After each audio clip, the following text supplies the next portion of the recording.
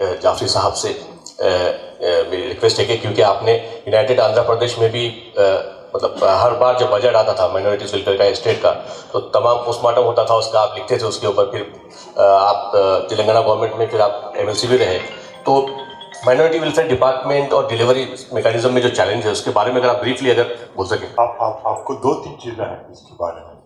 तो आपको पूरा हिस्टोरिकल जो बैकग्राउंड है आप शंकर साहब बताएं कि 3 करोड़ से स्टार्ट हुआ और जब चंद्रबाबू जब जो एन.टी. रामाराव पावर में आए जो 94 में, तो उन्होंने उसको 4 करोड़ करे।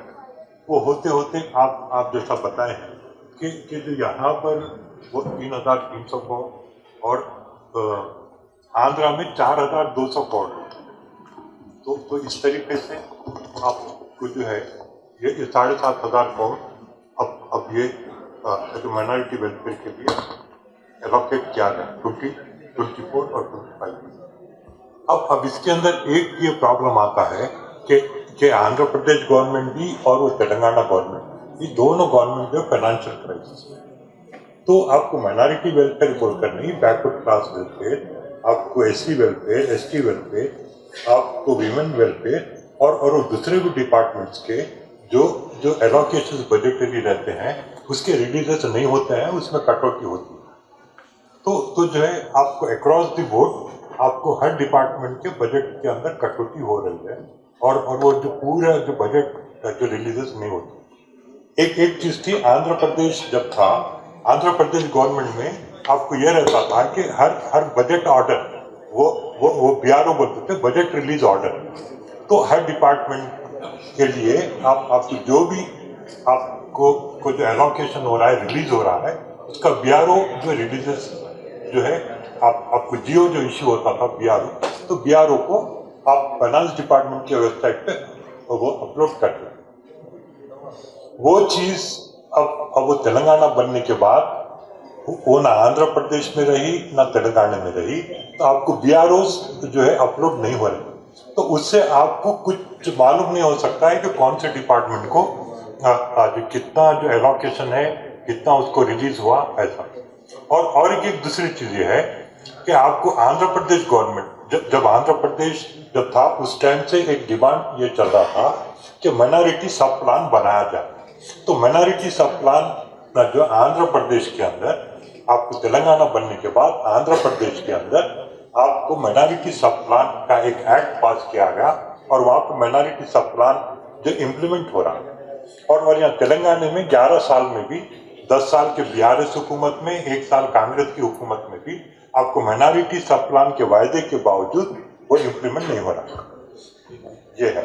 और वो जो दूसरा जो रिजर्वेशंस की जो बात है, तो उसमें मैं थोड़ा ये बोलना चाहूँगा कि अब वो बैकवर्ड क्लास रिजर्वेशंस को कांग्रेस ये बताई है कि 42% करें। तो ये 42% का जो वायदा किया गया है और ये भी वायदा किया गया है कि ये 42% रिजर्वेशंस पॉलिटिकल रिजर्वेशंस भी रहेंगे। तो मैं आपको पॉलिटिकल रिजर्वेशंस जो रहेंगे, तो पॉलिटिकल रिजर्वेशंस लोकल बॉडीज में रहते हैं, पंचायत राज और ये म्युनिसिपल बॉडी। तो पंचायत राज के अंदर ऑलरेडी BCs के लिए 34% है। तो आप उसको 42 अगर करेंगे तो कुछ ज्यादा होने वाला है। दूसरा, आपको एग्जिस्टिंग SCs के लिए 15% है और SCs के लिए 6%। तो आपको 21 और ये 34 आप अगर ये करें तो जो ऑलरेडी आपको 55% है रिजर्वेशन। आपको GHMC के अंदर 33% है। आपको म्युनिसिपल में ये करे हैं कि उसमें सीलिंग जो रखे हैं कि 50% होना चाहिए। आप SCs STs को देने के बाद जो बचा वो BCs को दे दीजिए, 50% क्रॉस नहीं हो। तो वहां पर एक सीलिंग है। अब ये जो कांग्रेस अपने वायदों को इम्प्लीमेंट करने के लिए 2 कमीशन बनाए, एक BC कमीशन बनाई है और एक दूसरा डेडिकेटेड कमीशन। तो डेडिकेटेड कमीशन जो है वो पॉलिटिकल रिजर्वेशन के बारे में बात करेगा। तो आप अगर 34 से 42 कर रहे हैं तो कुछ वो बड़ी बात नहीं है। और एक दूसरा ये है कि 2022 में आपको BRS गवर्नमेंट जो है STs रिजर्वेशन को 6% से 10% कर दिया। तो जो है ऑलरेडी आपको 54% हो गया। तो जो है आपके पॉलिटिकल रिजर्वेशंस के लिए जो जो जो डेडिकेटेड कमीशन का टर्म्स ऑफ रेफरेंस दिया है, उसके अंदर जो ये बताई है गवर्नमेंट कि एक वो हाई कोर्ट के वो जजमेंट का हवाला दिया है, तो उसके अंदर ये बताते हैं कि 50% क्रॉस नहीं होना। तो आप अगर वो चीज पे जाएंगे तो आपको 34 से फिर आपको जो है कम करना पड़ेगा। तो जो है ये बेहतर होगा कि बीसी रिजर्वेशन को आप 50% कीजिए और आप एससी रिजर्वेशन को 18 करने का वायदा किया वो कीजिए, आप एसटी रिजर्वेशन को 12 करने का वायदा किया वो कीजिए, तो 80% ये होने दीजिए। क्योंकि आपको जो तेलंगाना का जो पॉपुलेशन है उसके अंदर आपको ऑलमोस्ट 84% एससीज, एसटीज, वो बीसीज और माइनॉरिटीज में आपको वो बैकवर्ड सेक्शंस है। आपको अपर कास्ट जो है आपको वो खाली 16% आपको तेलंगाना। तो जो है आप अगर ये देखें तो रिजर्वेशंस जो बीसी कमीशन भी जो रिकमेंड करना है आपको एम्प्लॉयमेंट में, पब्लिक एम्प्लॉयमेंट में और एजुकेशन, तो उसके लिए वो उसमें भी 50% अगर बीसी रिजर्वेशन है तो बहुत अच्छा रहेगा। वो मेरे तरफ से भी और हमारे पार्टी ऑल इंडिया मजलिस मुस्लिमीन के तरफ से भी ये हम ये मसले पे हम डेडिकेटेड कमीशन को भी, बीसी कमीशन को भी रिप्रेजेंट करें। तो एक चीज ये है कि कांग्रेस ये भी वायदा की कि आपको बीसी रिजर्वेशन में कैटेगराइजेशन लाए। आपको जो एससी, एसटी, बीसी रिजर्वेशन जो पॉलिटिकल है आपको लोकल बॉडीज में जब से स्टार्ट हुए हैं ये रिजर्वेशंस, जब से इंप्लीमेंट होना शुरू हुए हैं उसके अंदर कैटेगराइजेशन है ही नहीं। और कैटेगराइजेशन आप ये पॉलिटिकल रिजर्वेशंस में कर भी नहीं सकते हैं। तो वो चीज को आप बाजू रखिए। आप पॉलिटिकल रिजर्वेशंस में कैटेगराइजेशन नहीं होता है, आप कैटेगराइजेशन पब्लिक एम्प्लॉयमेंट में कर लीजिए, आप एजुकेशन में कर लीजिए, वो बेहतर रहेगा। तो आप अगर करेंगे तो एससीज में भी उन्होंने बोलेंगे कि एबीसीडी कैटेगरीज का हमारे को रिजर्वेशन दो, फिर एसटीज भी बोलेंगे, तो वो आपको वो किधर लेके जाएगा वो चीज। तो पॉलिटिकल रिजर्वेशन आप उसके अंदर वो पर से आप बीसीज पर से, एससीज पर से, एसटीज पर से को दीजिए। सबसे पहले तो पॉलिटिकल रिजर्वेशन में ग्रुप ही नहीं है, ए बी सी डी ई कुछ भी नहीं है। सुनिए, बीसी है। आप हैदराबाद के अंदर 150 सीटें हैं, 150 सीटों के अंदर लगभग आपके 75 सीट बैकवर्ड क्लासेस के लिए थी।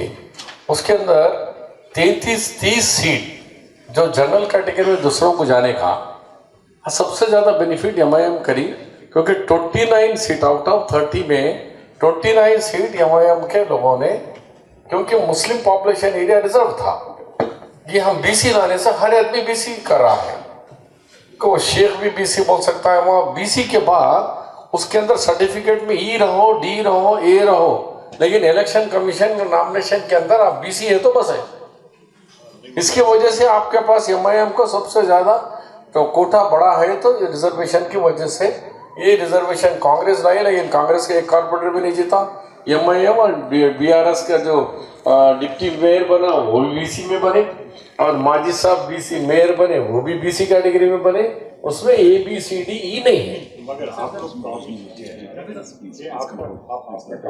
बीसी डिक्लेरेशन में आप ये बताते हैं कि प्रोवाइड इंक्रीज बीसी रिजर्वेशन तो 42% फ्रॉम द एग्जिस्टिंग 23 नहीं 34 है इन वो लोकल बॉडीज टू प्रोवाइड वो 23,973 new political leadership positions for BCs in panchayat and municipalities. फिर provide sub categorisation in BC reservation से लोकल बॉडीज। ये चीज को हम अपोज करते हैं। नहीं, बिल्कुल हम भी अपोज है, वो बिल्कुल नहीं है, कैटेगरी नहीं है। नहीं तो इतने कारपोरेटर हमारे जीते, 222 सरपंच जीते हैं, जिला परिषद, एमपीटीसी, जेडपीटीसी सिर्फ बीसी के नाम पे खत्म हो जाता हूँ। ए बी सी डी नहीं, ऑल आर इक्वल। ऐसे एससी के अंदर भी no categorisation, A B C D नहीं, एससी एससी, एसटी एसटी, चाहे वो लंबड़ हो चाहे आदिवासी हो, चाहे मुसलमान के अंदर शेख को बीसी सर्टिफिकेट है काफी है।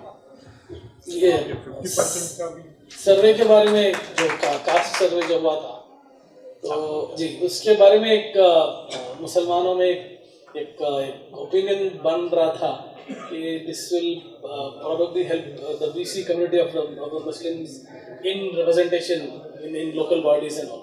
तो क्या थोड़ा इसमें भी क्लैरिफिकेशन दीजिए ना सर। आपको मालूम है सेंसस जो होता है हर 10 साल के बाद होता है। 2011 सेंसस के बाद फिर सेंसस नहीं हुआ अभी तक। 18 साल पहले जो सेंसस हुआ वही रिकॉर्ड है, वही से भारत सरकार चल रही है। तो 2011 सेंसस में मुस्लिम आबादी है 12.69, क्रिश्चियन आबादी है 1.49, तो हमारी आबादी 12.69 है। जबकि वो दलितों की आबादी और एक ABC तमाम मिला के वो लोगों की आबादी है 16% के ऊपर है, ट्राइबल की आबादी है 9.09%। ये आबादी का है। लेकिन अब जो कुलगणना जो नया सेंसस चल रही है, जो राहुल गांधी ने कहा कि जिसकी आबादी उसका हुकूमत हिस्सेदारी, आबादी पे हिस्सेदारी, तो मैं अनऑफिशियल बोल रहा हूँ कि हमारा 12.69 से 14% पे जा रहा है। और कैटेगरीशन में दलित भाइयों का माला मादिगा उसके बाद अदर कम्युनिटीज बांट देने से उनका परसेंटेज कम हो जाएगा। अब पूरे स्टेट के अंदर सिंगल लार्जेस्ट कम्युनिटी कोई रहेंगी तो वो मुसलमान रहेगा, सिंगल लार्जेस्ट कम्युनिटी 14%। सेकंड रहेगा ये मुद्राज कम्युनिटी, वो 11% पे आ रहा है। उसके बाद मादिगा रहेगा, उसके बाद माला रहेगा, उसके बाद ट्राइबल रहेगा। ट्राइबल में फिर बंजारा है, आदिवासी। तो मुसलमानों का भविष्य बहुत अच्छा है।